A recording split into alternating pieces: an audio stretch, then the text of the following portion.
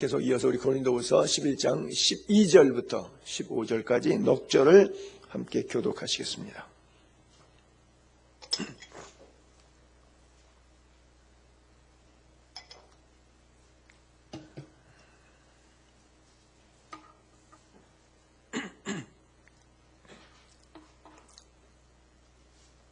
자, 제가 12절 먼저 읽습니다. 나는 내가 해온 그대로 앞으로도 하리니 기회를 찾는 자들이 그 자랑하는 일로 우리와 같이 인정받으려는 그 기회를 끊으려 함이라.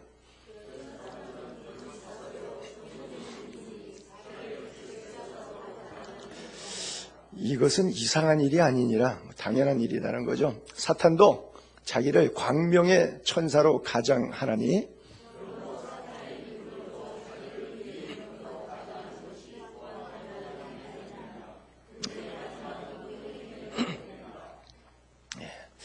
아멘. 자, 사탄의 일꾼, 의의 일꾼. 그래요. 마지막 절에 사탄의 일꾼, 또 의의 일꾼. 근데 제일 끝절이 그렇게 써 있거든요. 마지막 그 행위대로 되리라. 여러분들은 성경을 읽으면서 어떤 좋아하는 구절들이 있을 거예요. 근데 저는 성경을 읽으면서 때로는 목회하다가 힘들거나 선교하다가 힘들 때 이런 구절이 너무 위로와 힘이 돼요. 그 자리에서 뻘떡 일어나는 힘을 줘요. 왜? 마지막 날에. 그렇죠? 마지막 날에. 내가 먼저 죽으면 개인의 종말. 내가 살아있는 동안 우리 주님이 오시면 역사의 종말. 마지막 날은 반드시 있는데 그날 내가 하나님 앞에 섰을 때 할 말이 있고 보고가 있고 하나님 앞에 드림이 된다면 얼마나 영광스럽겠어요. 근데 그 앞에서 삶이 너무 초라했다. 참 비극적인 순간이 아니겠습니까? 여러분, 희극적인 순간이 될 수 있기를 바랍니다. 절대 비극적인 순간이 그날이 되지 않게 되기를 바랍니다. 만약 천국과 지옥이 없고 예수가 없고 하나님이 없다면, 목사가 사기치면서 가짜 한다면 여러분 다행입니다.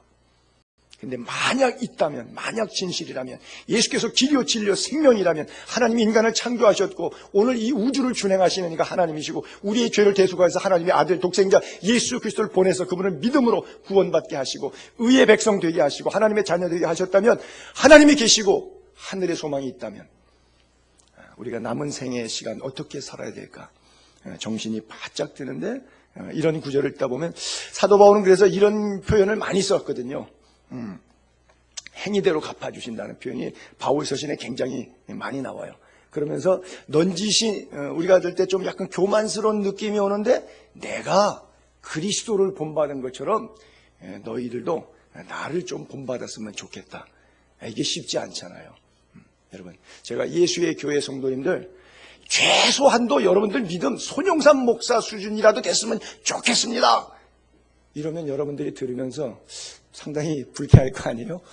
아이씨, 뭐 그렇게 얘기하나? 지가 좋으면 얼마나 좋다고. 저보다 나이 많은 사람은 지가 예수 믿은 세월보다 내가 예수 믿은 짬밥이 더 많은데 그럴 수도 있겠죠? 이게 참 쉽지 않은 건데, 마지막 날을, 그리고 주님의 날을 대망했던 바울 서신에 종말론적인 신학이 많잖아요.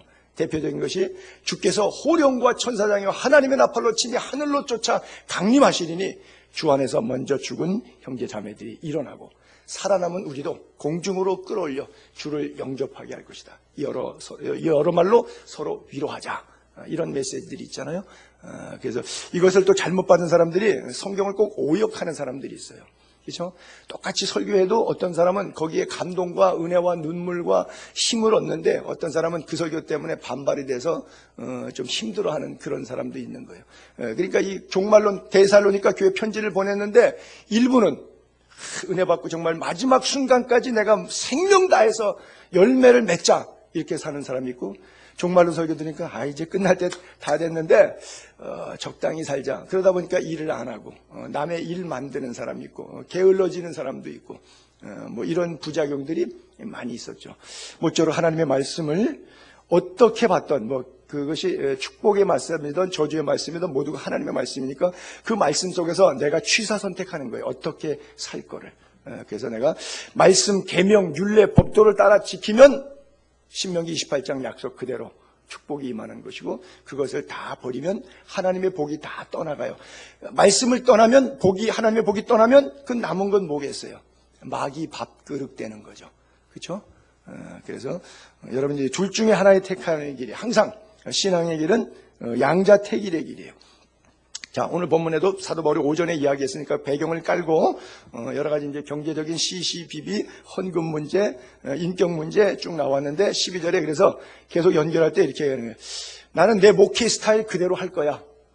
이 말이에요. 나는 내가 해온 그대로 앞으로도 하리니. 그러니까 앞서 절에 오전에 들었던 그런 메시지 때문에 고린도 교인들이 우리가 좀 잘못했나 보다. 이제 목사님 좀 잘 모시자. 다른 교회에서 오히려 사례비 돼가지고서는 잘 모시는데 우리는 사례비도 못 드리는 주제에 그 목사님 보고 뭐라고 야단쳤으니까 그렇게 하지 말고 이제 우리도 좀 드리자. 이렇게 들지 말라는 거죠. 나는 과거에 안 받은 것처럼 그냥 안 받고 자비량 사역할 테니까 내가 이 말 했다고 해서 나 돈 달라고 하는 얘기 아니니까 그렇게 오해하지 말아라. 그 얘기입니다. 내가 해온 그대로 앞으로도 그렇게 할 거다. 그러니까 줘도 안 받을 테니까 괜히 이거 안 줘서 뭐 섭섭해서 지금 뭐 사도가 이런 말씀을 하시나? 우리가 조금 우리한테 영적인 것을 섬겼으니까 우리도 육적으로 좀 뭐 섬겨야 되는 거 아닌가? 이런 쓸데없는 얘기 하지 말라는 얘기죠. 어차피 하나님 앞에서 먹고 사니까 당신들이 준다고 먹고 사는 게 아니다. 그러니까 몇 푼 줘놓고 또 이제 갑질할 거니까 또 몇 푼 줘놓고 또 자랑을 또 얼마나 뻑적지간에 해야 되겠어요. 뭐 목회자 뭐 어떻게 자기가 했다고. 그러니까 나 그 자랑 듣기 싫어. 그 얘기 다시 읽을게요. 내가 해온 그대로 앞으로 하리니 기회를 찾는 자들이 자랑하는 일로 우리와 같이 인정받으려는 그 기회를 끊으려 함이라. 굉장히 무서운 말이죠. 그렇죠? 그걸 자랑거리로 돈 몇 푼 줘놓고 자랑거리 삼는 거 아니야. 내가 그거 못하게 원천 봉사하게 끊어버리겠다. 난 앞으로 하던 스타일로 계속 그렇게 하겠다. 이런 설교를 들으면 고린도 교회 교인들이 반감이 조금 있지 않았을까 하는 생각이 드는데 어쨌든 사도 바울은 굉장히 강직하게 그렇게 나아가고 있는. 그럼 바울이 왜 그렇게 하느냐? 조금 적당한 타협점을 이루어갖고 너도 좋고 나도 좋고 누이 좋고 매부 좋고 도랑치고 가지 잡고 이렇게 살면 얼마나 재밌고 좋냐. 꼭 그렇게 이렇게 딱 부러지게 해갖고 사람 마음 상한 다음에 뭐 얻을 게 있고 좋을 게 있냐. 십시일반 다다익선 좋은 게 좋은 거 아니냐. 이런 논리를 가졌는데 자기가 왜 그 논리를 반박하면서 바로 세워나갔냐면 고린도후서 우리가 배웠는데 6장 3절 쪽으로 가게 되면 우리가 받은 이 직분이라는 것이 있죠. 사도직, 뭐 장로직, 권사직, 집사직, 목사직, 전도사직 다 포함해서 우리가 받은 것. 우리가 이 직분, 비방을 받지 않게 하려고 무엇이든지 아무에게도 꺼리끼지 않게 하고 오직 모든 일에 하나님의 일꾼이라면 스스로 자발적으로 자천해서 누가 해서라고가 아니라 스스로 많이 견디는 것, 환난, 궁핍, 고난 이런 거 무서워하지 않고 나가겠다는 거죠. 비록 견디기 어려운 상황, 그 다음에 환난이 오고 궁핍이 오고 고난이 오고 뭐 이런 것이 와도 어차피 내가 주의 길을 가겠다고 결정했으면 하나님의 일꾼으로 자천했으면 뭐 자존심 흔들리지 않고 자존심 싸움하지 않고 내가 받은 소명, 여긴 직분이라 그러는데 소명, 부르심 이거 비방받지 않기 위해서 꺼리끼지 않기 위해서 그냥 가던 대로 가겠다. 근데 거기 쭉 환란 역경 쭉 나오고 5절부터 9절까지 생략했는데 그 다음에 10절 딱 보면 그 환란 역경 고난에 대한 서술들이 쭉 나오고 그래서 남 볼 때는 비록 아무것도 없는 자 같으나 뭐 개뿔도 없고 쥐뿔도 없고 호주머니 아무것도 없으면서 뭐 자존심만 세가지고 뭐 밥이 있어야 먹지 뭐 밥그릇도 못 먹는 주제에 자존심만 세게 버티면 다인가? 그래서 다른 사람들이 뭐라 그러면 아이고 저 아무것도 없는 자가 주제에 이렇게 말한대. 아무것도 없는 자 같이 당신들이 볼런지 몰라도 아니다 나는 모든 것을 가진 자로다. 하늘과 땅의 권세를 가진 자. 할렐루야. 여러분에게 하늘과 땅의 권세가 있는 줄 믿습니다. 예수님께서 그러셨잖아요. 마태복음 마지막 장 마지막 부분에 하늘과 땅의 권세를 내게 주셨으니 그러므로 너희는 가서 모든 족속으로 제자를 삼아 그러고 마지막 선교적 명령을 주셨어요. 왜? 하늘과 땅의 모든 권세를 받아갖고 제자들에게 그대로 줄 테니까 너희들도 이 땅 살면서 하늘과 땅의 권세로 살아가라. 내 증인이 되어다. 그 말씀을 부탁하신 거예요. 사실 사도 바울은 이 편지를 굉장히 강력하게 어떻게 해석하냐에 따라서 듣기에 따라서 굉장히 은혜가 되기도 하고 거부감이 이렇게 느껴지기도 하는 그런 편지인데, 여기에 바울의 속내는 우리가 제대로 해석하자 그러면 부모가 자식을 대하는 마음으로 편지를 쓰고 있는 거예요. 여러분, 자, 이제 여러분 자식들 길러보니까 이제 나가서 이렇게 직장 다니면서 돈 벌어올 정도 연령이 된 자식들 있는 부모님들에게 묻습니다. 여러분, 말 잘 듣는 자식이 좋으세요? 안 그러면 돈 잘 버는 자식이 좋으세요? 헷갈리죠? 둘 다예요. 그렇죠? 말도 잘 듣고 돈도 잘 벌어오면 좋아요. 근데 그런 자식은 없어요, 별로. 돈 좀 벌어오면 얼마나 아참 꼴값을 떠는지. 아주 애들 용돈 쓰려고 그러면 아주 눈꼴 쉬어서 내가 못 받겠다니까. 얼마나 생색을 내는지. 치사해서 안 받고 말지. 그래요. 돈 잘 버는 자식, 말 잘 듣는 자식. 근데 진짜 부모는 말 잘 듣는 자식을 더 좋아해요. 돈은 내가 자식보다 없어도 내가 주고 싶어요. 그게 참 부모의 마음이에요. 근데 이렇게 말해서 오해는 없길 바라는 게, 재혼해가지고 내 자식이 아닌 자식은 말 잘 듣는 것보다는 돈 많이 내놓는 게 좋아. 돈 잘 버는 자식이 좋아. 그 외에 진짜 부모가 아니니까. 오해는 없으시기 바랍니다. 내 피에서 해산의 수고, 고통, 피 흘리면서 생긴 자식이 아니기 때문에 피가 통할 때는 돈이고 상황이고 물질이고 아무것도 소용이 없어. 그저 나하고 마음이 맞으면 돼. 내 말 잘 들어주면 돼. 근데 그런 게 안 섞이니까 말은 안 듣더니 지멋대로 하고 싶은 대로 그냥 돈만 잘 내놓으면 그냥 그것으로 it's okay 만족이야. 이건 진짜 부모가 아니기 때문에 그래. 목사도 그럴 거야 아마. 제가 저한테 묻는데 여러분이 대답을 하세요. 손영삼 목사는 목사에게 잘해주는 교인 좋아할까요? 성경대로 사는 교인을 좋아할까요? 아니요. 여러분들 개판 치고 돌아다녀도 괜찮아. 나한테 잘해주면 좋아. 그러면 나는 무슨 목사예요? 선한 목사예요? 싹군 목사예요? 그렇죠? 지금 사도 바울은 어떤 상태일까요? 사도 바울의 마음. 하고 싶은 얘기가 뭘까요? 그렇죠? 계속해서. 이 사도 바울의 마음을 좀 읽어주면 좋겠는데 고린도 교인들이 이걸 못 읽더라고요. 마음이 안 통하. 제일 답답한 게 이제 마음이 잘 안 통하는 거죠. 그렇죠? 사탄의 일꾼, 의의 일꾼, 여기 보게 되면 거짓 선지자, 쭉 표현들이 많이 나오는데, 가짜와 진짜의 차이는 가짜 일꾼과 진짜 일꾼, 저희 사탄의 일꾼, 의의 일꾼. 가짜는 초점이 자기에게 있어요. 목회를 통해서 받을 영광, 집회를 통해서 나타날 영광. 이것이 하나님께 생명 구원을 올리는데 돌아가는데 별 관심은 없고요. 그것도 아니라고는 자기들은 부정하지는 않겠지. 그러나 거기에는 별로 관심이 없어요. 주로 간증자들이 그렇잖아요. 이래서 복 받았고, 이래서 잘 먹고 잘 살게 됐고, 이래서 건강이 나았고, 주로 그러잖아요. 다 자기에게 보니까 포커스. 옛날에 아주 상황이 안 좋았는데 지금 상황이 좋아졌다는 것이 간증의 대부분이에요. 아니요. 상황적인 것은 옛날보다 지금이 더 어려워졌을 수도 있는데 그를 통해서 내가 예수 믿고 구원받아서 영적인 축복을 받고 지옥에서 생명을 얻었다. 이게 참 간증인데 이런 간증은 안 해요. 왜? 돈이 없으니까, 창피하니까, 상황이 더 쪼그라들었으니까. 그렇게 쪼그라져 갖고서 무슨 간증해. 그게 망한 거지. 그게 간증할 일이냐. 이렇게 생각을 한단 말이죠. 틀렸어요. 우리 사고방식이 세상에 오염돼 갖고, 물질에 오염돼 갖고, 판단, 가치, 기준이 다 잘못되어 있단 말이에요. 그러니까 간증자들을 세울 때, 이씨된 사람, 벌게 된 사람, 대박 친 사람, 이런 사람들을 간증자로 세우지, 더 어렵게 된 사람. 그러나, 있을 때, 부여로웠지만 없어서 영적인 부여함을 회복한 사람들의 간증은 거의 들을 수가 없단 말이죠.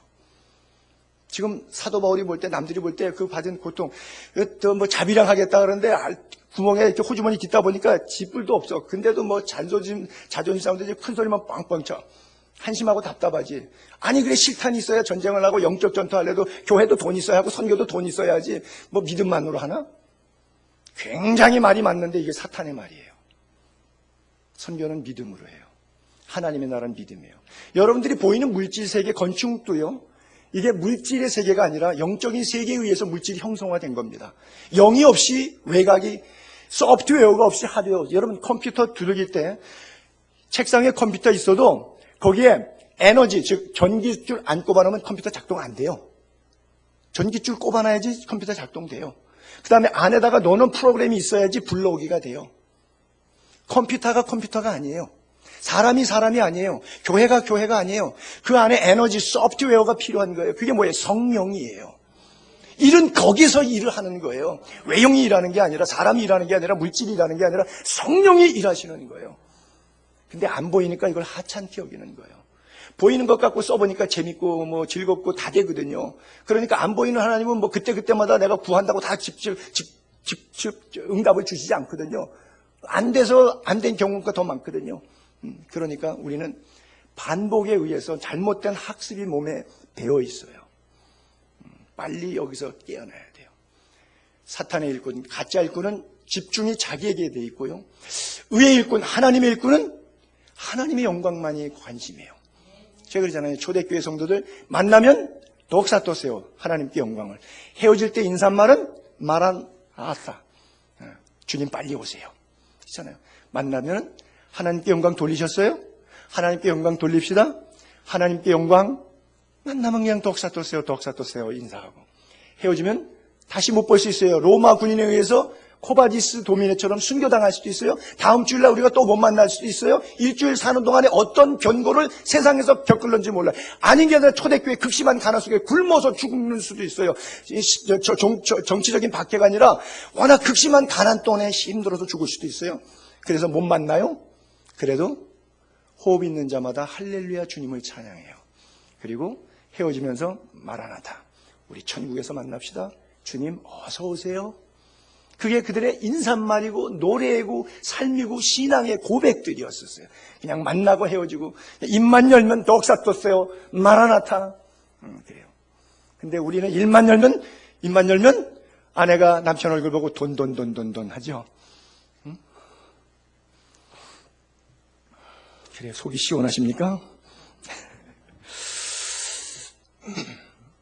사도 바울의 초점은 하나님께 있었고 거짓 사도들의 초점은 자신에게 있었어요. 자, 그렇다면 여러분들이 이 말씀 속에서 자기 점검에 들어가면 돼요. 나의 삶의 목표, 가치, 초점은 하나님께 있는가, 나에게 있는가? 내가 돈 쓰는 것, 시간 쓰는 것, 언어 사용, 가정, 자녀 교육, 사업, 일터, 이웃, 주변, 삶의 모든 영역에 있어서 초점이 나에게로 맞춰주면 나 에고이즘으로 살아가는지, 안 그러면 독사토세요. Glory of God, 글로리아. 하나님의 영광에 나의 모든 것이 초점에 맞춰져 있는가? 여기에 진짜 일꾼, 가짜 일꾼, 의의 일꾼, 사탄의 일꾼이 구분되는 거예요. 우리의 자랑은 오직 여호와 하나님이 될 수 있게 되기를 바랍니다. 하나님께서 출애굽의 역사를 신명기 4장 올려볼게요. 출애굽의 역사를 이렇게 설명하는 거예요. 너가 있기 전에 하나님이 사람을 세상에 창조하신 날부터, 창세기 1장부터 지금까지, 신명기서는 지금 모세 오경이잖아요.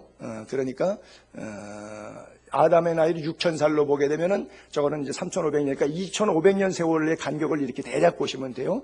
그러니까 2,500년 동안 이런 얘기예요. 창조하신 날부터 지금까지 2,500년 지난 동안에 지난 날을 상고하여 보라. 여기서 또 지난 날은 이스라엘 광야 40년의 출애굽의 광야교회의 스토리라고도 볼 수 있고요. 광야교회 40년을 돌아보는 거예요. 만나, 메추라기, 구름기둥, 불기둥 이런 거. 하늘 이 끝에서 저 끝까지 이런 큰 일이 있었느냐? 이런 일 들어본 적이 있느냐? 이걸 나타낸 것은 왜 그런 일을 하셨냐? 여호와는 하나님이시다. 그리고 그분 외에는 다른 신은 없다. 이걸 알려주려고 했다는 거예요. 그런즉 너는 오늘 위로 하늘에나 아래로 땅에 어딜 가도 오직 여호와는 하나님 한 분만이다. 그리고 다른 신은 없다. 명심해라. 오늘 내가 내게 명령하는 여호와의 규례, 여호와의 명령 다 지켜 행하라. 그래야 내가 내 후손, 너하고 너의 후손, 자자손손이 이 복을 받아 내 하나님 여호와께서 너에게 약속 축복해 주신 그 땅에서 한없이 오래 살리라. 할렐루야. 여러분 이런 축복을 경험하게 되기를 바랍니다. 자, 13절 14절. 자, 그런데 이제 반대편에 바울 반대편에 섰던 사람들, 그런 사람들은 세 가지로 표현했는데 거짓 사도요, 또는 속이는 일꾼이요, 그리스도의 사도가 아닌데도 그리스도의 사도로 가장하는 이게 뭐 쇼하는 거죠. 요즘에 포스크레 한다 그러죠. 예, 쇼하는 거. 그들은 이상한 일이 아니다. 그건 당연하다는 거죠. 사탄도 자기를 때로 때는 이렇게 광명의 천사로 가정할 때가 있다. 그래요. 사실 저도 목사지만 제가 갖고 있는 그 사진 하나 가운데 늑대인데 양의 탈을 쓰고 있는 늑대, 거기다가 제가 사진 밑에다가 내 이름을 써놨어요. 손용삼, 너는 늑대인가 양인가, 늑대의 탈을 쓴 일인가. 제가 그 밑에다 이렇게 써놓고 가끔 이렇게 다이어리를 넘길 때마다 이렇게 쭉 봐요. 섬찟 이렇게 놀라라고 스스로 전기 충격요법으로 봅니다. 그래요. 여러분, 어떤 사람이 광명한 천사가 있는 게 아니에요. 여러분이에요, 여러분. 여러분이 아니라고 생각하고 싶죠? 그게 목사고, 장로고, 전도사고, 권사고, 집사고, 여러분이에요. 사탄이 장악해가지고서 움직이는데, 자, 제가 보세요. 내가 목사의 아들로 태어나서 모태신앙으로 신앙생활 쭉 해왔어요. 17살 때 신학 가서 교육전사로 학생들 중고등부 가르쳤어요. 졸업하고 또 시골에 가갖고 단독 목회해서 농촌 목회했어요. 목회하다가 87년도쯤에 25살 때죠. 하나님의 부르심이 있어서 26살에 선교사로 목사 안수 받고 나갔어요. 23년 동안 집시촌에 가 선교하다가 나이가 만 49세 돼갖고 6만 6년 전에 한국에 들어왔어요. 1년 안식년 하다가 교회를 개척했어요. 금년 4월에 이제 6주년 예배를 드리게 됐어요. 자, 이게 제 생애입니다. 회개할 게 있어야죠, 내가. 나 회개할 거 없잖아요. 회개할 게 없는 죄인이 됐어요. 난 아주 고고하고 잘난 인간이에요. 아주 똑똑한 인간이에요. 그러니까 내가 하는 어떤 일도 좋은 일 하지 나쁜 일 한다고 나는 생각 안 해요. 목회나 가정이나 신학교 강의나 뭐 교우관계나 어떤 생활 속에서도 나는 천사예요. 인정을 안 하시는구나. 나 그럼 광명한 천사 맞네. 우리는 다 이렇게 살아요. 자기 딴에 자기가 괜찮다고 생각하지. 그렇죠? 이게 바로 광명한 천사예요.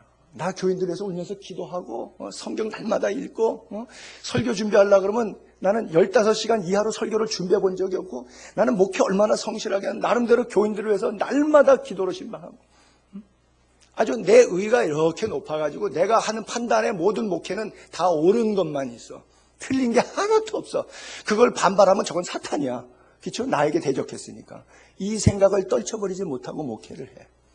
그러니 옳은 사람인가요? 광명한 천사인가요? 우리 다 예수 이렇게 믿고 사는 거예요.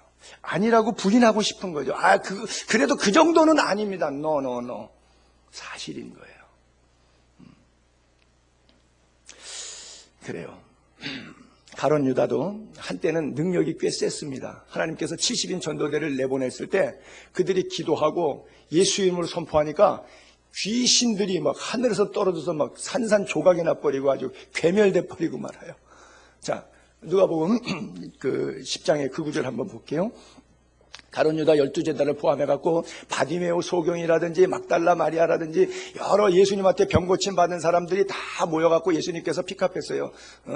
그래서 주섬주섬 모아갖고 70명 딱 만들어서 둘씩 짝짝해서 35개 초로 동네에다가 전도를 보냈어요. 35개 도시 마을에다가 70인이 기뻐 돌아왔어요. 그리고 간증 집회가 열린 거예요. 이제 선교 보고대회. 주여, 주의 이름으로 귀신들도 우리에게 항복하자. 예수 이름으로 그러니까 귀신이 막 결박당하는 거예요. 귀신 나가라 그러니까 그냥 나가는 거예요. 무조건 막 쫓겨나는. 한마디 말씀의 권세에 귀신이 꼼짝을 못해. 기브업. 예수님께서 찬물 낀 말씀하세요. 야, 잘했다, 수고했다 이러면 얼마나 좋아요. 거기다가 찬물 끈죠. 예수께서 이러시되, 야, 얘들아, 사탄이 하늘로부터 번개까지 떨어지는 거 이미 내가 먼저 봤어. 근데 그것 갖고 호들갑 떨지 마라. 내가 너희에게 뱀과 전갈을 밟고 원수 모든 능력 제어할 권세를 주었기 때문에 너희 해칠 자가 없는 거 이미 나가기 전에 내가 그렇게 보냈어. 그러니까 그건 뭐 지당한 일이지, 그건 뭐 새로운 일도 아니고 희귀망측한 놀라운 능력도 아니야. 그건 당연한 거야. 나는 안 놀래, 뭐 그 뜻이죠. But 20절, 그러나 귀신들이 너희에게 항복했다고 해가지고 그렇게 호들갑도 없고 좋아갖고 난리치냐? 그럼 항복 안 할 때는 너 주의 종의 모습을 잃어버리겠네. 그렇죠? 능력과 역사가 시각적으로 나타날 때는 내가 능력 있는 목사 같고, 시각적인 효과가 없을 때는 왜 영빨이 안 통하지? 영빨이 없어서 안 통하는 게 아니죠. 착각하게 만드는 것이죠. 귀신이 항복하는 것 때문에 기뻐하지 말고, 무엇 때문에? 구원. 그렇죠? 내가 구원받은 것, 내 이름이 하늘에 기록된 것 때문에 기뻐하라. 이 기쁨을 가슴속에 소유하면 영원히 변치 않아요. 일희일비하지 않습니다. 그래요. 우리 많은 사역자들이 사역의 어떤 결과물 때문에 성취감으로 행복한 가슴을 얻으려고 하는데 이건 절대적인 함정입니다. 절대적인 함정이에요. 제자들도 그랬어요. 그 함정에 빠져 있는 거 예수님이 설교로 끄집어냈어요. 우리는 절대 신앙생활하면서 내가 한 것에 대해서 이런 함정에 빠지면 안 돼요. 보세요. 마태복음 23장에 화 있을진저, 외식하는 서기관들 바리새인들 책망할 때 천국 문 앞에 서가지고 사람들 닫고 문 닫아놓고 너희도 들어가지 않고 남도 못 들어가게 막았다. 뱀들아, 독사의 새끼들아, 너희가 어떻게 지옥의 판결을 피하겠느냐. 이게 뭐예요? 서기관들 바리새인들 단체 도매금으로 지금 지옥 가는데 지옥에서 나올 길이 없다는 것이죠. 형제들아, 너희는 선생된 우리가 더 큰 심판을 받을 줄 알고 선생이 많이 되지 말라. 그래요. 그래서 목회자 된다는 것, 이게 쉽지 않은 거고, 중직을 맡는다는 것, 이게 그냥 계급장 하나 더 다는 이런 장난이 아니라 영적인 차원의 하나님의 사역의 부르심이라는 걸 알아야 돼요. 목사가 된다는 것이 교회에서 직분의 계급이 높아갖고 권세를 얻는다는 게 아니라 하나님의 사역의 부르심인 줄 알고 떨며 두려움으로 무릎으로 감당을 해야 되고 눈물로 감당을 해야 되는 일인데, 비단 목사뿐 아니라 장로든 권사든 집사든 본인이 뭐 성가대원이든 어떤 직분이든 간에 그 직임을 맡았을 때는 마찬가지라고 하는 거예요. 떨며 두려움으로 주를 대하는 은혜가 있게 되기를 바랍니다. 그래서 우리는 늘 선줄로 생각하는 자는 넘어질까 조심하라, 이 말씀을 기억해야 돼요. 그러나 하나님께서 한번 택한 자에게는 끝까지 성도의 견인처럼 잘할 수 있도록, 비록 우여곡절은 있지만 하나님께서 북돋아 주셔요. 저는 또 이런 베드로가 3번씩 부인했잖아요. 닭이 올 때 통곡하면 울잖아요. 제 성격 같으면 베드로, 너 3년 동안 그렇게 보고도 마지막 순간에 나를 이렇게 버려?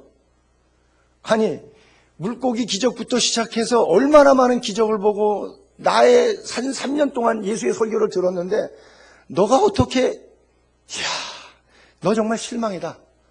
다시는 너 내가 안 봐. 사도권 제명, 이렇게 할 줄 알았는데 안 하셨어요. 그를 다시 사도로 세우십니다. 그리고 베드로가 물고기 잡고 시험 들어갔고 세상 나가서 다시 물고기 잡는데 또 그 새벽에 찾아가셔서 배 오른쪽에 던져봐라. 큰 물고기 153마리 올라오니까 영안이 살짝 열리고 베드로가 보니까 주님이야. 그래서 무릎 꿇고 회개하니까 요한의 아들 시몬아, 너 나 사랑하니?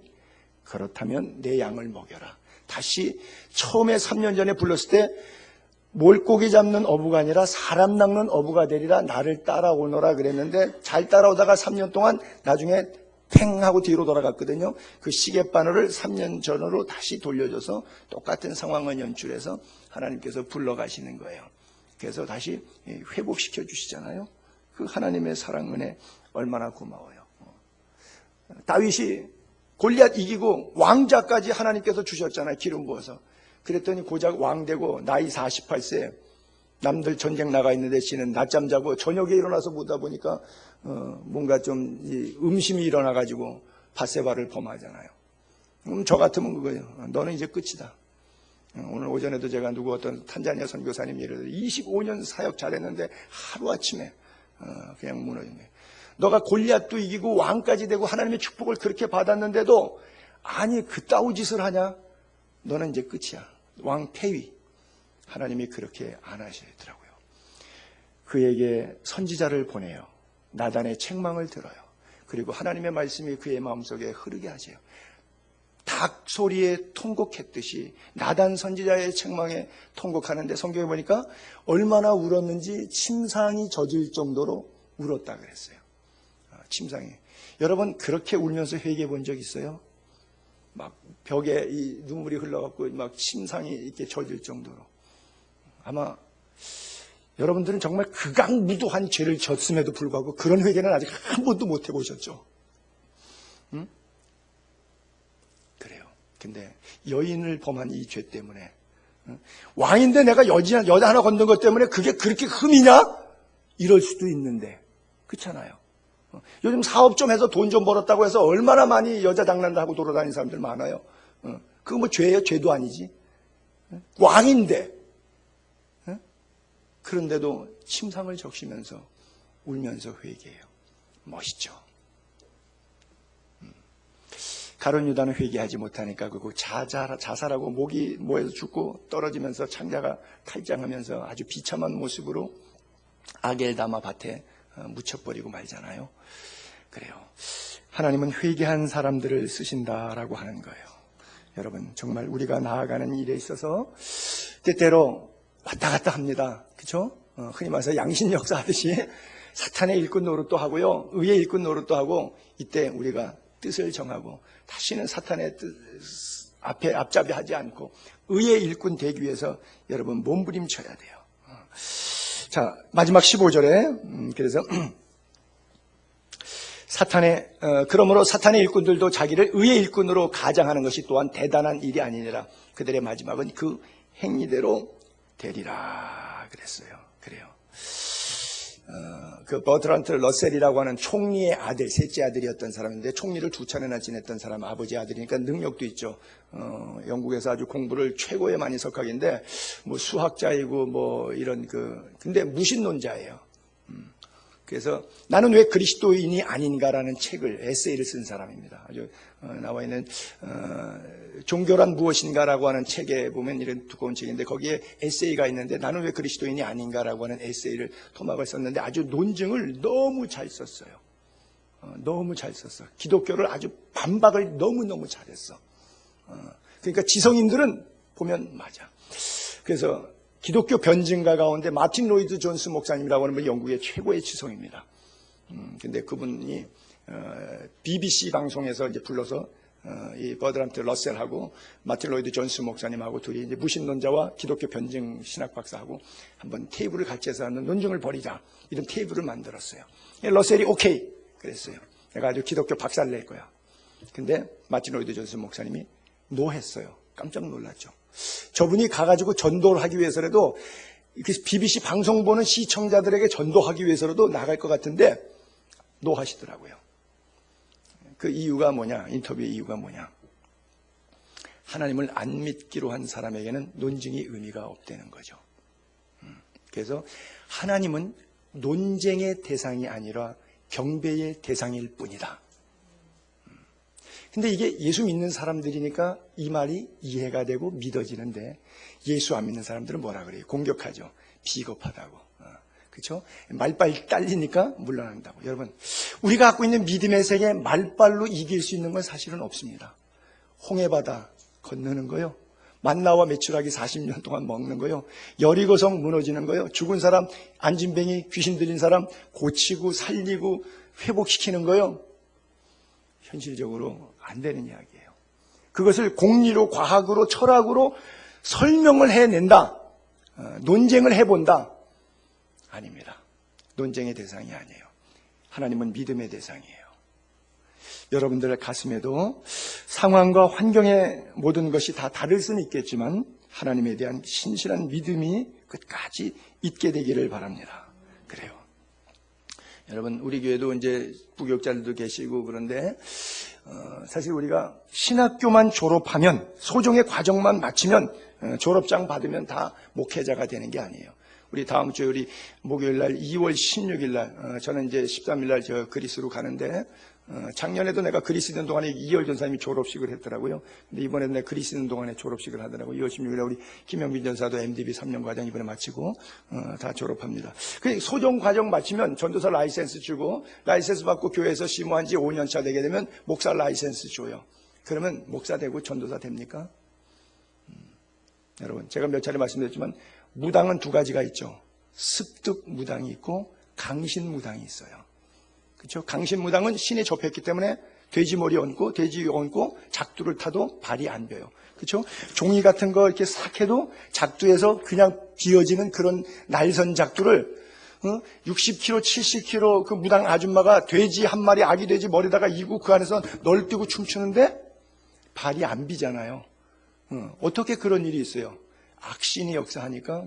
이 사람은 점괘가 정확하게 나옵니다. 그 사람 시키는 대로 하면 병도 낫고 사업도 잘 되고 그 사람 이사 가라는 날짜 잡아서 이사 가면 운수 대통합니다. 가세요 다들? 그래요. 근데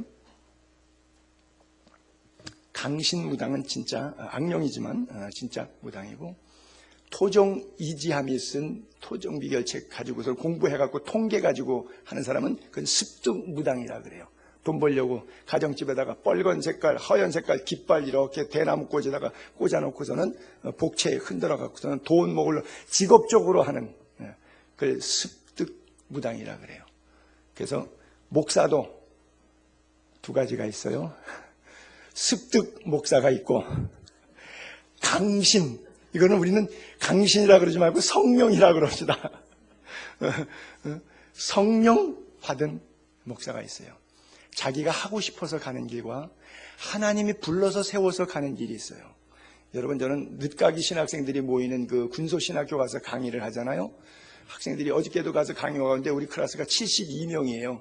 저기 앞에서부터 뒤에까지 쫙 앉아있는데 개인적으로 시간이 없어서 못 묻는데 따로 간혹가다 저를 찾아오는 사람들이 있어요.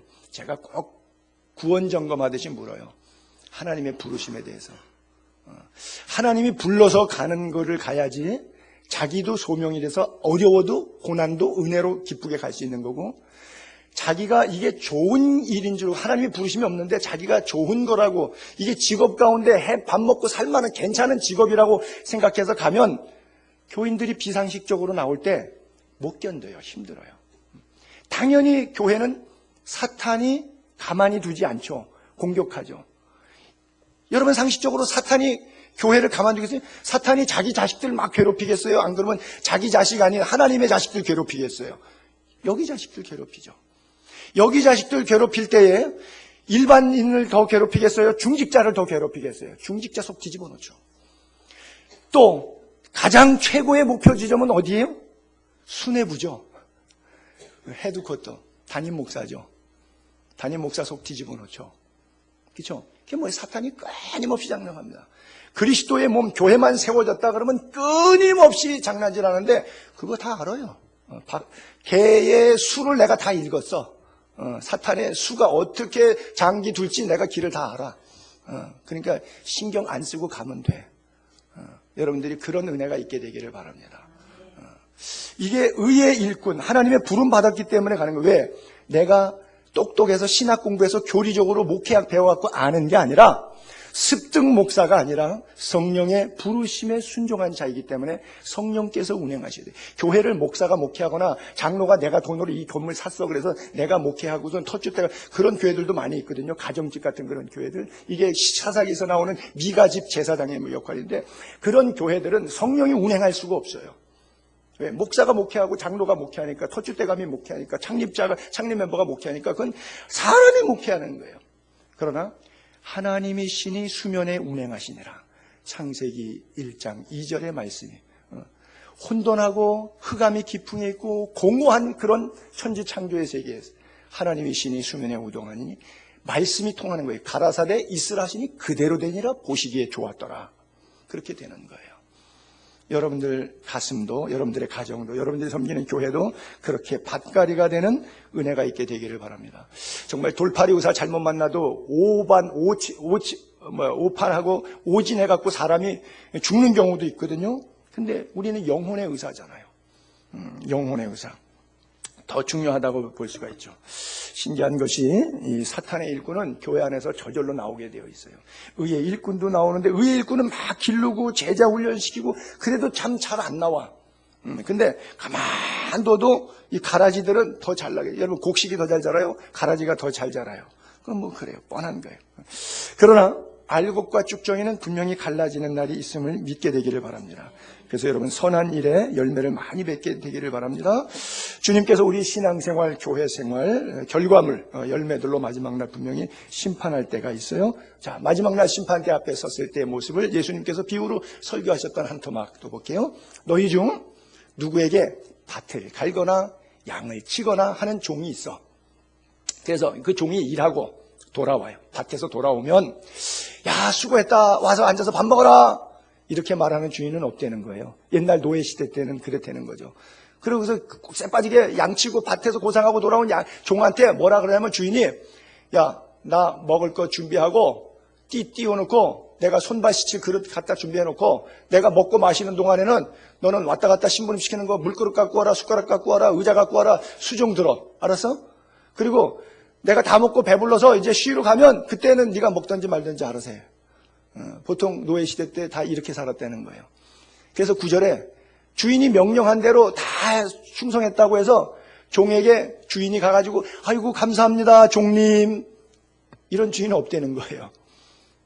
이와 같이 너희도 명령받은 것 목사로 장로로 집사로 권사로 우리 명령받은 것 소명받은 것을 다 성실하게 충실 다 한 다음에 마지막 하나님 앞에 섰을 때 나 잘했지요 이러지 말고 하나님 저는 무익한 종입니다.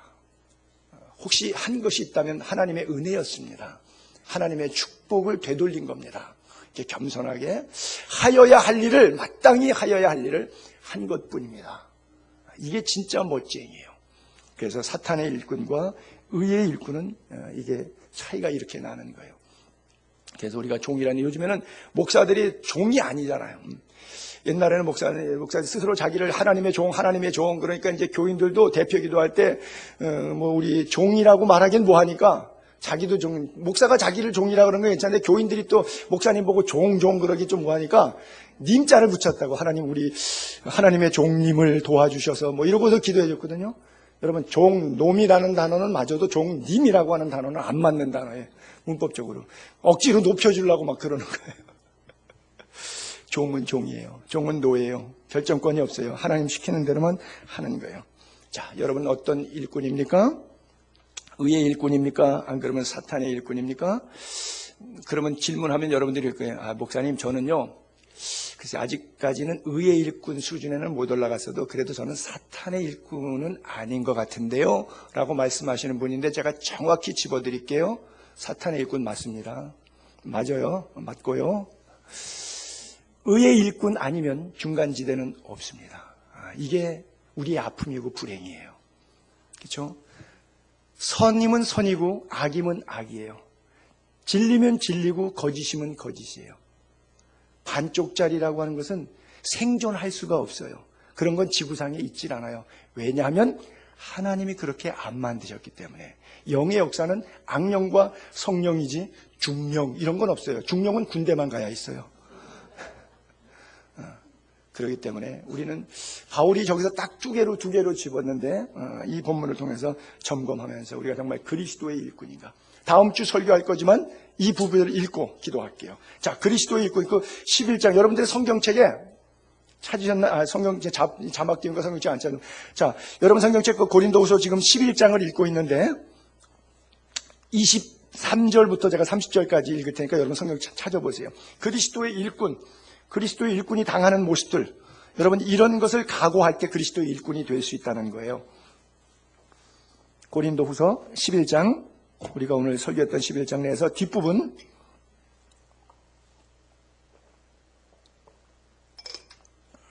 자 23절부터 제가 그냥 30절까지 쭉 읽을게요. 그들이 그리스도의 일꾼이냐? 사실은 사탄의 일꾼인데 정신없는 말을 하거니와 나는 더욱 그러하다. 내가 진짜 의의 일꾼이라는 거지. 내가 수고를 넘치도록 하고 옥에 갇히기도 더 많이 하고 매도 수없이 맞고 여러 번 죽을 뻔해. 유대인에게 40대에서 하나 뺀 39대 맞는 것을 5번 맞았고 3번은 태장, 갈고리 끝에다가 껴갖고 가죽 채찍으로 휙 돌려서 살 찢어내는 거 태장으로 맞고, 1번은 돌에 맞고, 3번은 파선에서 하루 종일 깊은 바다에서 고생했고, 여러 번 여행의 위험, 강도의 위험, 강의 위험, 동족의 위험, 이방인의 위험, 시냇가의 위험, 광야의 위험, 바다의 위험, 거짓 형제직의 위험 당하고 또 수고하고 애쓰고 여러 번 자지도 못하고 줄이고 목마르고 여러 번 굶고 춥고 헐벗었느라. 저는 이렇게 줄이고 목마르고 굶고 이런 얘기를 하면 제가 지중해에 살아서 바울이 전도했던 땅에 살아서 알잖아요. 그리스 집전에 저는 생수병 차에다가 넣어갖고 다니지만 이거 없었던 사도 바울은 그냥 물이 없으면 그 더운데 40도인데 그 광야에서 그리스 터키 거기서 그냥 걸어 다니면서 차가 있어요 뭐가 있어요. 저는 생수병 가지고 차 가지고 전도하러 다니지만 얼마나 고생했을 거예요. 그것도 뭐 하루길 이틀길 3일길 계속해서 그러니까 어떤 때는 막 며칠씩 굶어 길바닥에서 자면서 먹지 못하고 이게 지금 우리한테는 이게 너무 생경스러워서 가슴에 와 닿지가 않죠. 그래도 저는 집시선교 좀 했다고 이게 조금 무슨 뜻인지 이해해야 되겠는데 이게 상당히 육체적으로 굉장히 고통스러운 부분이에요. 그런데 28절 그건 괜찮다는 거죠. Doesn't matter. 이건 괜찮아 이렇게 써 있어요. 이 일은 고사하고 그보다 더 힘든 게 뭐예요? 내 속에 눌리는 거, 모든 교회를 위해서 염려하는 것, 성도들을 위해서 염려하는 것. 이게 바울의 자기 육체적으로 경제적으로 힘든 것보다 교인들이 믿음으로 바로 쓰지 못하는 것, 그것 때문에 염려해서 너무 힘들어. 그래서 누가 약하면 내가 약하지 않으면 누가 실족하게 되면 내가 애타지 않더냐. 늘 바울의 마음이 그런 목양일념 속에 들어가 있죠. 그래서 내가 부득불 자랑할진데 내가 뭘 자랑해요? 강한 걸 자랑해요? 돈 자랑해요? 권력 자랑해요? 힘 자랑해요? 백 자랑해요? 뭘 자랑한다고요? 약한 것, 교회를 위해서 염려하는 것. 그래서 앞에 쭉 읽었던 이런 진정성을 가지고 그가 가진 길, 이게 바로 그리스도의 일꾼이 가는 길이다. 아마 재직 수련회 하면서 그리스도의 일꾼은 이런 길을 갑니다. 그러면 목사님 저 재직 직분 내놓겠습니다. 그럴 사람 많을 거예요. 여러분이 의의 일꾼으로 날마다 거듭나는 은혜가 있기를 주님의 이름으로 축복합니다.